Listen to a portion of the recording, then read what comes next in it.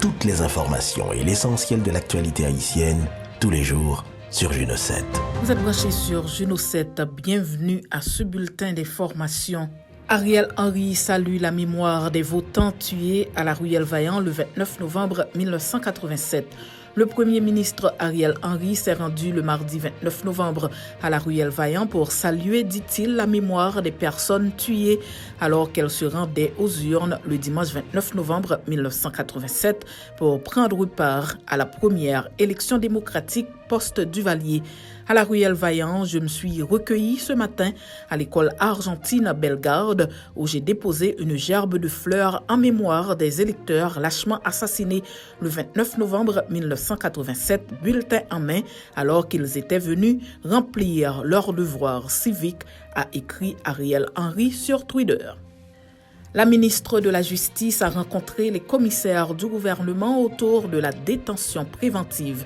La ministre intérimaire de la Justice et de la Sécurité publique, maître Emily Prophète-Milsé, a présidé le lundi 28 novembre 2022 une séance de travail avec les commissaires du gouvernement des 18 juridictions du pays pour aborder notamment la question de la détention préventive prolongée. Selon un communiqué du gouvernement, elle a plaidé en faveur d'une meilleure appréciation de la part des parquetiers des infractions mineures qui ne nécessitent pas toujours, au regard de la loi, une détention de la personne fautive.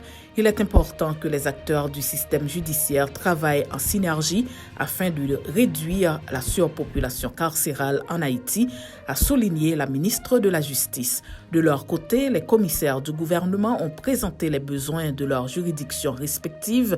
Le manque de certains matériels logistiques constitue, selon eux, un véritable obstacle à la poursuite des objectifs visant à réduire la détention préventive prolongée, selon ce communiqué.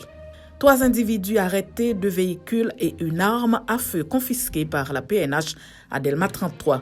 Une fouille de routine menée le mardi 29 novembre 2022 à Delma 33 s'est soldée par l'arrestation de Jérôme Joshua Isaac, Petit Peter Clivens et Valéus Pierre Venel, informe la police nationale d'Haïti à travers une note de presse.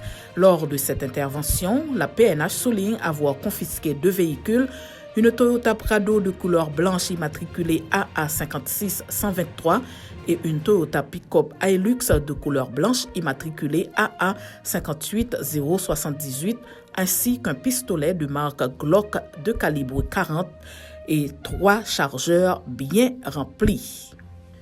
Le footballeur haïtien Ricardo Adé signe à LDU Quito, club de première division en Équateur. Le club équatorien La Liga Deportiva Universitaria de Quito a officialisé le 28 novembre 2022 l'arrivée du grenadier Ricardo Adé dans ses rangs. Le natif de Saint-Marc évoluera la saison prochaine sous de nouvelles couleurs après sa superbe saison avec SD Aucas, un autre club équatorien champion de la Liga Pro Série A en Équateur. La nouvelle a été rapportée par le média équatorien El Comercio sans préciser des détails concernant la durée du contrat.